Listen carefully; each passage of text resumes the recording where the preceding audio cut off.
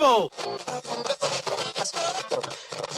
Will you please act like you have more than a two-word vocabulary? Is there air? You don't know!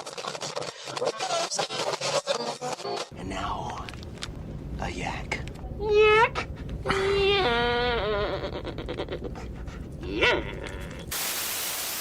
Hey, don't touch that dial. You found Secular Yakking. I'm Robert. And I'm Amy. After years, No, many years of yakking at each other. we're here to yak at you. So sit back and enjoy the yakking.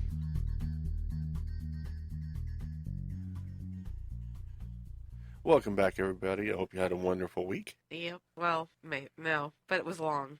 Okay, a long week. Really, really long I'm week. sure everybody had a long week. Yeah, some had good weeks, some didn't. Anyway, Makes it long or short that way, you know. yeah, we're celebrating an anniversary today. Yes, which I totally forgot. Today marks 1 year exactly to our first recording. Doesn't seem like it. Well, that's what everybody's telling me. It's like, oh, you've been on for a year already. Wow. Yeah, I totally forgot, honestly. Well. It just did not seem like a year to me. This is episode 52. All right. That makes a year, so we're Yeah, good. Yeah, so that's awesome. Well, that's cool. So a year's gone by, and I'm sure another year will go by just as fast because they all seem to be going faster and faster all the time. It needs to slow down. All right, Anyways, I'm done ranting. Go. move ahead. Okay, please. Twitter followers, we have some. Cool beans. So we have American Shepherd, Harvard Humanist, Wendy Bowman, Thoughtful Agnostic, William Evans, and Strange View Studios. It's cool to get Twitter followers. It is. Yeah, I like it. Yeah. And you too can be a Twitter follower Uh-huh. and follow us at Secular Yakking. I still think that is so boring. I know that's straight and to the point, but it's like the. What would you prefer? I can I rename it. don't What know. would you It's like? just so short and to the point, which I guess makes total sense. It's just me. Would you like to call us two old yaks? What? That actually wouldn't be too terrible.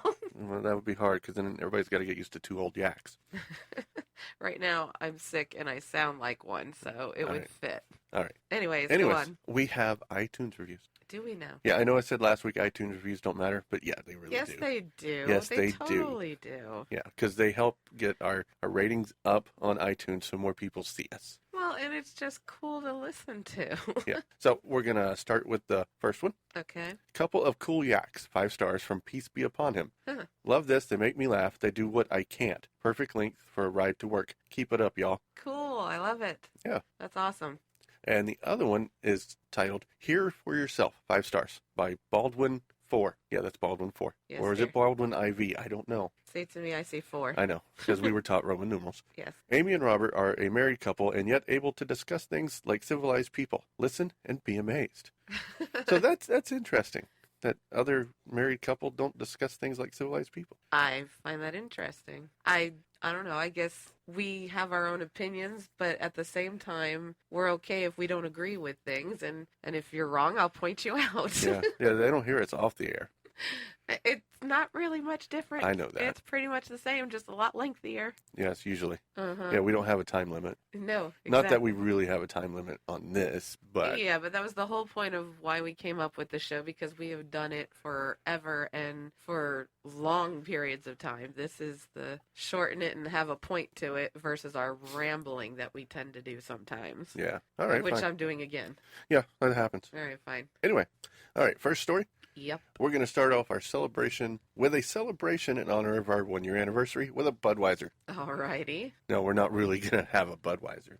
Yeah, 'Cause I was that gonna would say, suck. We don't drink beer very much Oh, yeah. anyways, let alone a Budweiser. Budweiser's really hardly a beer. Well, whatever. Anyway, Besides, I'd be drinking hard liquor, Yeah, I not know. a beer. but we're celebrating with Budweiser because they have a new labeling campaign for the summer. Do they now? Yes, they do. Uh-huh. They are renaming their beer from Budweiser to America Oh, that's interesting. with some very patriotic wording all over their labeling. Are they? Yeah, they have cool stuff like Land of the Free and Home of the Brave on their bow tie. Cool. They have lyrics to the Star Spangled Banner. Huh. They have lyrics from America the Beautiful. Really? And they have liberty and justice for all. And this is all on their label? All on their new cans and bottles for this summer. They're celebrating America this year because of the Olympics and Thank you. That's what I was going to ask. What is the purpose? Why the did they come Olympics up are in with this? Brazil, and there's a huge soccer tournament in America this year. Oh, is for there? the first time. Oh, is there? Yeah, I don't remember the name of it. It was a very lengthy name, and I couldn't memorize it. No, But my favorite part of this new labeling is right below America. I could totally It says guess. E pluribus unum. Yeah, I saw that coming. The fact that they used E pluribus unum instead of In God We Trust just makes me so happy. I bet it does. So incredibly happy. This is pretty big for you then. Yeah, it is. We saw this and we're like, oh my, wow. Yeah, Tom sent me this morning. I'm like, is this true? Well, yeah, exactly. So, and so that's pretty big news. So I'm hoping that people will look up E pluribus unum to find out what the hell it means, because no one knows. Yeah. And we'll come up in the search engine somewhere. Right. Which That you can also go ahead and translate again as well. Oh, out of many one. Okay, try that again. Out. This time, E pluribus unum means out of many one. See, I don't have to do it now. Fine, I'll do it for you. See? You already did it. But either way, you have to be clear I on, was clear. on stating what you're stating. All right, fine. Anyways, finish your story. So that is the story. So that's pretty awesome. No, that's really cool. It's interesting that they're deciding now all of a sudden. Well, they do a that. summer rebranding every year. Like Do they? a couple years ago, they had Lady Liberty. They had other rebranding before. That's a summer promotion they do every year. I guess I just don't really pay attention to that kind of stuff. Well, we don't really pay attention to Budweiser. Well, that's true too. But then again, we don't really have television, so I don't watch commercials either. So that doesn't help either. That is true. That is true. We do our television a much cooler way, so I don't ever have to watch stupid commercials. Yeah, no. Not much. Anyways. We do that by choice. Yes, we do, and we can watch everything and anything we can think of. All right, let's not advertise Yeah, that well, too much. let's go. Anyways, move on. Anyway, we're going to talk about somebody we have yet to talk about, but I've been wanting to for a while. Okay. His name is Gordon Klingenschmidt. Is it really? It is. Sounds like something I would totally make fun of. Yeah. So Colorado state legislator and Christian activist Gordon Klingenschmidt says that offering atheist scholarships in public schools is unconstitutional, but is okay with Christian scholarships. What? Yeah. So he says no to the atheist scholarships, but yes to the Christian scholarships. Correct. And where are these atheist scholarships, by the way? Oh, well, a California school district refused to inform students about a handful of scholarships offered by atheist organizations, like the FFRF and the AHA, and some local organizations giving scholarships to high school students for, remember that scholarship thing we did a few years ago with the HMPS? The essay writing contest, that kind of thing, yes. right?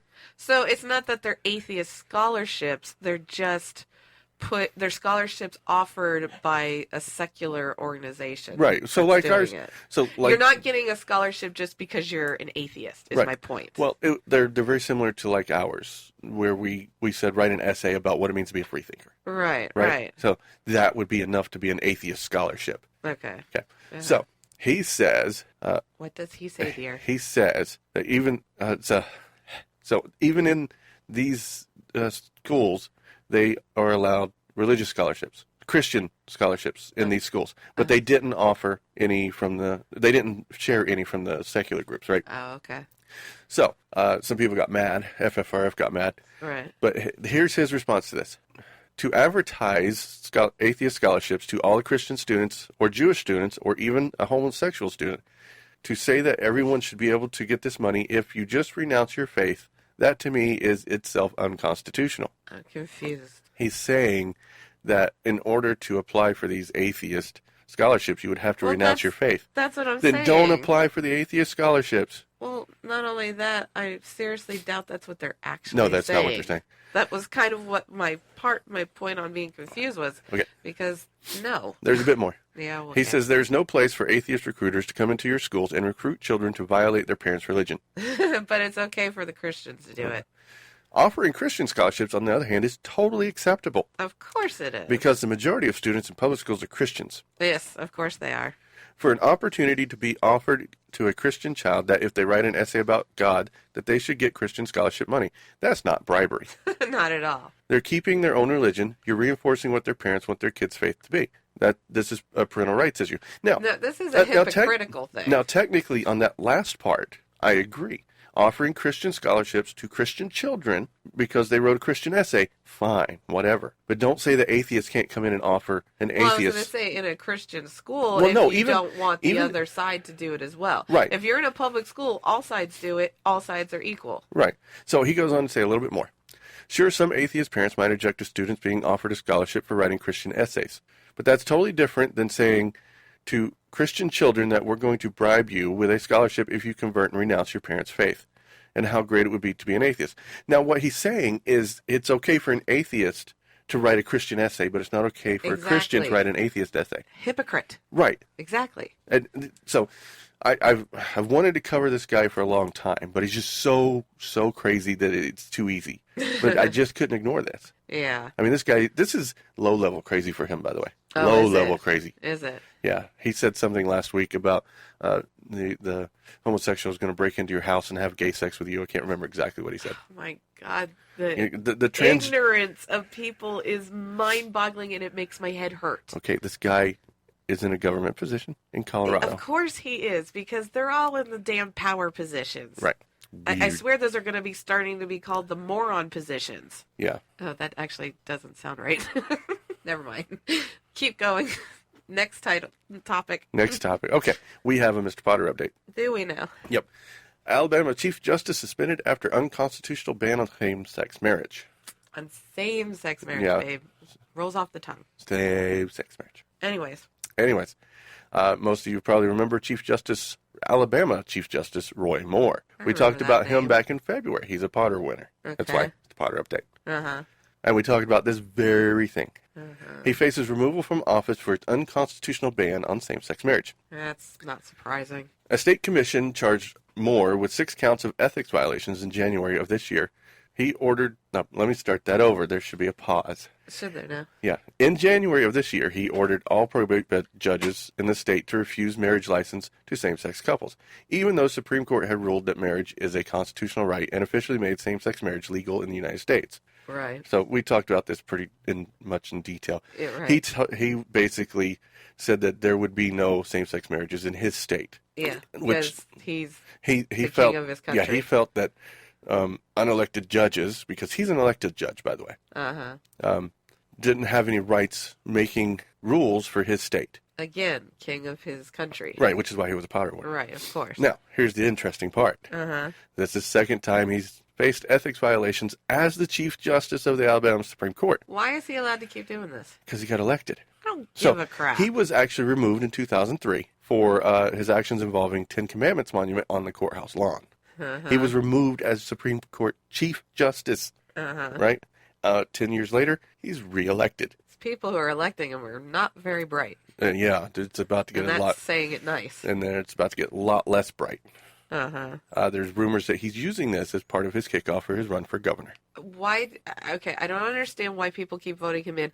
And then on the other hand, just because he's voted in, why is he allowed to break the law and keep doing it over and He's over? actually not. That's the whole point. All right, he's being charged with 6 counts of ethics violations. This will get him removed from the bench again. Yeah, but permanently, or he's going to be back again?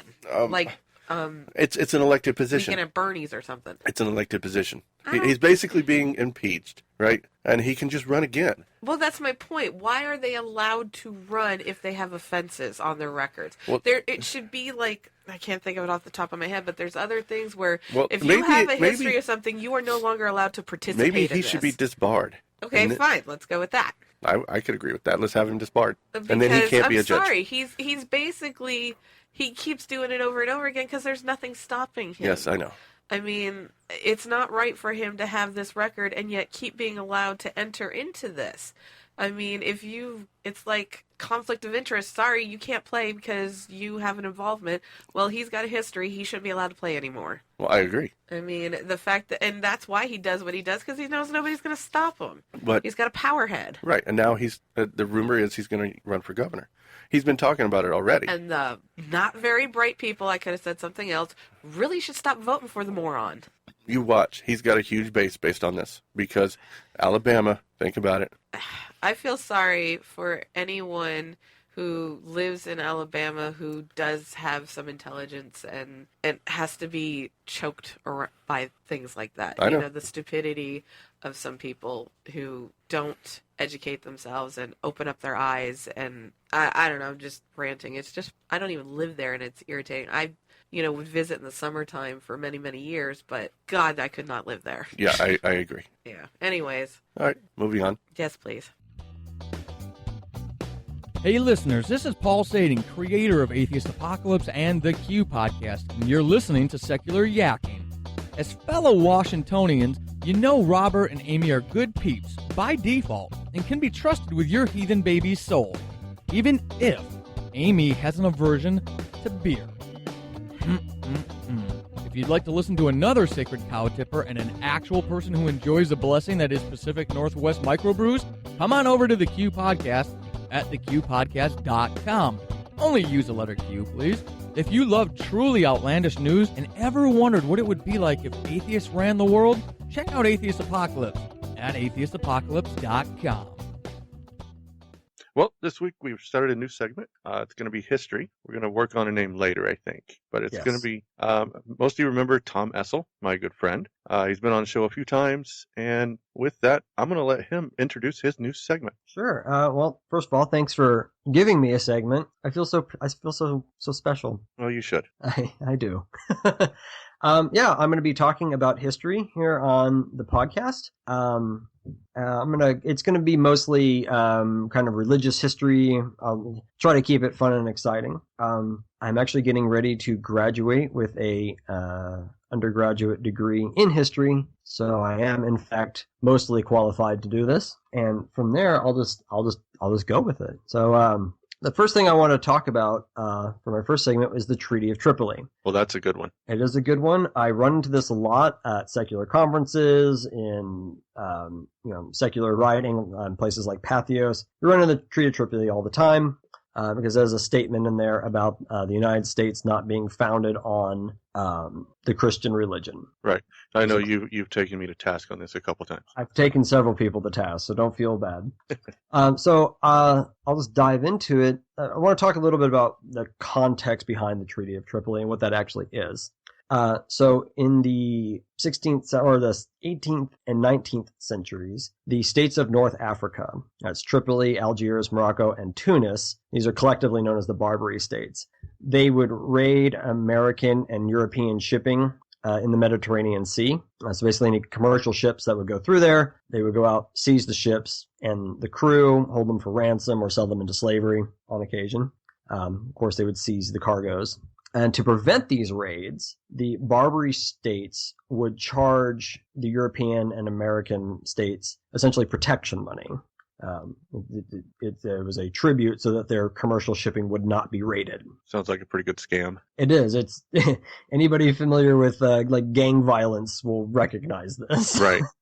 It's basically the same idea on a state level. So until independence in 1783, Great Britain paid the protection money on behalf of the American colonies because they were British colonies and their shipping was under the British flag. Of course, with independence, they no longer paid for the American colonies and enter the Treaty of Tripoli. So this was written in 1796 and ratified in 1797. And what the Treaty of Tripoli actually does is it establishes commercial and maritime rights between the United States and Tripoli, and it establishes the amount of tribute to be paid to Tripoli by the United States. It's written in there. It's not a very long document, but I think there's 14 points in there, and there's a receipt for some of the money that they had already delivered. Okay. So that's kind of the context behind it. So what does this have to do with atheism? As I mentioned, often secularists will quote the opening part of Article 11 of the treaty, right, which reads, "The government of the United States of America is not in any sense founded on the Christian religion." However, that's not all of Article 11. The whole article reads, "As the government of the United States is not in any sense founded on the Christian religion, as it has in itself no character of enmity against the laws, religion, or tranquility of Muslimen," and Muslimen is the 18th century term for Muslims, "and as the said states never have entered into any war or act of hostility against any Mohammedan nation, it is declared by the parties that no pretext arising from religious opinions shall ever produce an interruption of the harmony existing between the two countries. Okay, so Let me- normally on this show I have to break stuff down for Amy. So how about you break that down for me? I will break. So what this is doing is it's not establishing necessarily a fact about the United States, but it's defining the relationship between the government of the United States and the government of Tripoli. Okay. This is essentially acting as it's a peace treaty combined with a commercial treaty, essentially. Yeah, so we're talking more like we won't mess with you kind of contract. Right. So it's essentially saying that religious differences should not be considered a pretext for armed conflict or breaking the treaty. You won't attack us just because we happen to be Christians, because we're not against you and you're not against us. So that's what that's doing.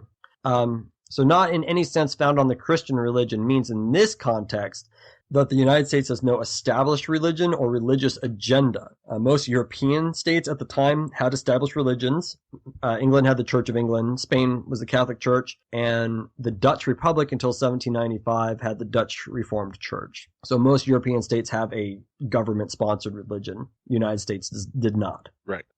What's interesting is that the Treaty of Tripoli is actually just a convenient shorthand. And the actual title of the treaty kind of gives you more an idea of what's going on in the treaty. And the name of it, the official name, is the Treaty of Peace and Friendship between the United States of America and the Bey and subjects of Tripoli of Barbary. And also there were multiple treaties of Tripoli. That's something that's actually not well known. Yeah.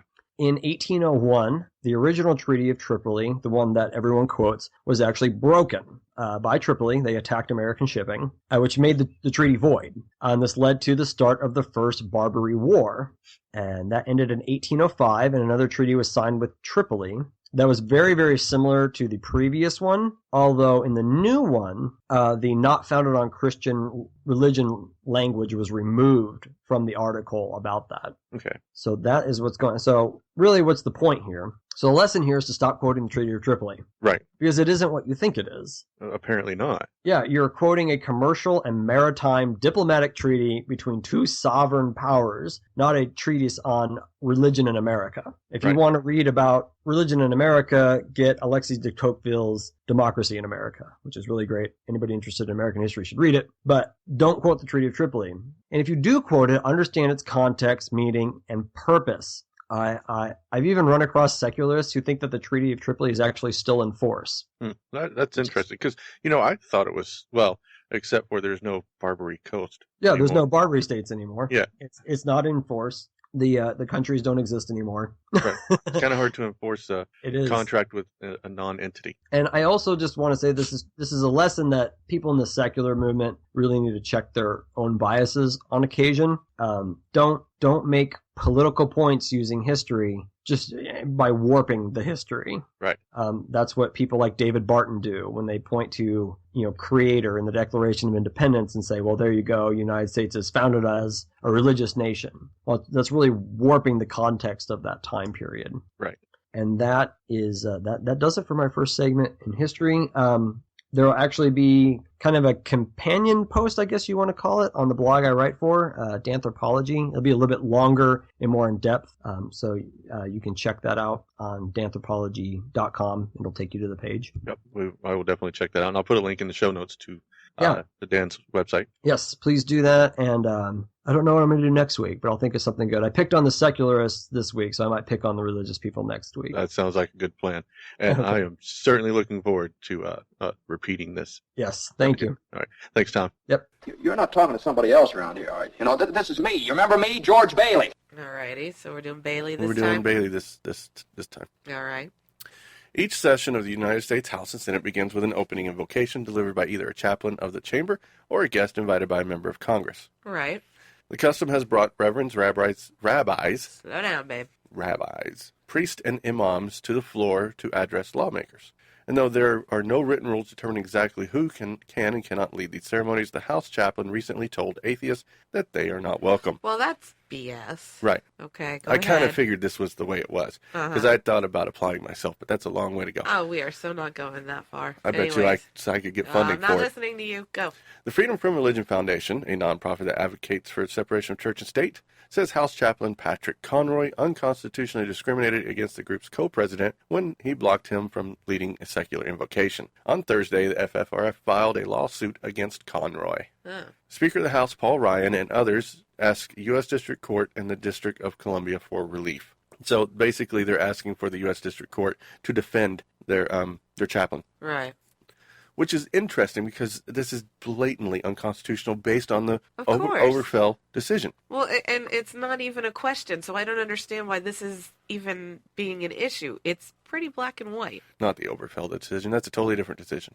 The Greece versus Galloway. No, I know what you meant, but what I'm saying is it's clear. It's not a question. Right. So, if they allow any religion. Exactly. And Supreme Court has said atheism, when it comes to First Amendment protections, is a religion. That's right, which is the only time I accept that, by the way. Right. It's the only time most of us accept. It's Yeah. even said humanism is a religion when it comes to First Amendment protections. Yeah, I don't understand why it's even having to come up in conversation, why it's needing to be debated. This kind of stuff is such a waste of time. It's clear as, a bell. It's black and white. Yep. The complaint claims Conroy's process of vetting guest chaplains is discriminatory. Dan Barker, the co-president of the FFRF, says he was told he'd be required to have a house sponsor, present a certificate showing he was officially ordained, and to address a higher power in his observance. That is such BS. I guarantee you they don't ask all that crap from the other people. Well, they don't have to. Regardless, a higher power? No, you don't dictate who. This is the only time I think, you accept atheism being called a religion, but you don't tell someone else what they have to do for their religion. Exactly. I mean, that they have to address a higher power. You can kiss my butt. I don't think so. Even though the FFRF feels these rules are unfair and designed to exclude atheists, Barker was actually able to meet them. Uh-huh. First, he found a sponsor, Representative Mark Pocan. I think it's Pocan. Okay. It's like pecan. No, it looks like Pocan. Anyways, move on. Who represents the district where the FFRF headquarters are located. Uh-huh. Then Barker provided proof of his ordination. He's a former Church of Christ minister, I want to say. So he had to jump through these hoops, Right. which he did do, but he shouldn't have had to. Well, there's certain things. Getting a sponsor, fine. Right. I had to go through getting a sponsor, right? Uh-huh. Being ordained in something. Right. Okay, fine, because I'm ordained. Right. Right. But it sounds like they're trying to make it as hard for him as possible. It's the last one that causes the problems. Okay. He even provided a draft of his planned remarks to the chaplain, Okay. and to show that he was genuine and not seeking to mock the practice. Right, which you kind of went through something like that on Yeah, one of your invocations. So when I did the state house, you did a draft. well, no, they didn't ask for a draft, but the lady who sponsored me wrote to me. It's fine, and said that she wanted to make sure that I wasn't going to do anything that would bring disrespect to the position. Right. No, right. I get that. Right, because she was taking a huge chance sponsoring. Because it's the first time a humanist had done an invocation Right. at the state house. Right. Okay. But this is a totally different situation. They just completely turned him down because he is an atheist, Of course. which is why they're suing him. I would too. So it's not like they're suing the federal government, which is fine. They're suing him because he is being discriminatory against another citizen. Now, to back the choo-choo up a bit, the Bailey Award is for... Oh, the FFRF. Sorry. Thank you. Yeah. It's kind of an important thing. And We probably Dan should have Barker. mentioned in the Yeah, front. and Dan Barker in particular. Right. See, that you have to be clear on who your awards are for. Yeah, I know. It wasn't for Usually, Conroy. I recommend you do that up front. Well, sometimes I do, sometimes I don't. because Just leave them guessing. you're frustrating. But anyways, Anyways, what? don't give me what. I think that's all the yakking I got for tonight. I know it is for me. My throat's killing me. All right, we'll see you guys next week. Bye-bye. We always like to hear your feedback, so leave us a voicemail at 704-802-YAK or an email at podcast@secularyakking.com. More input. All comments are welcome. We like to hear the good, the bad, and the ugly. You also can find us on Facebook, Twitter, YouTube, and Google+. If you like our show, head over to your podcast directory of choice and leave us a 5-star review. If you really like the show, support the show on our Podbean patron page. I'd buy that for $1. And we'll be back next week with more yakking to please your eardrums. This show is a member of the Secular Outreach Network, an affiliation of Secular Media Producers. Learn more at secularoutreach.com.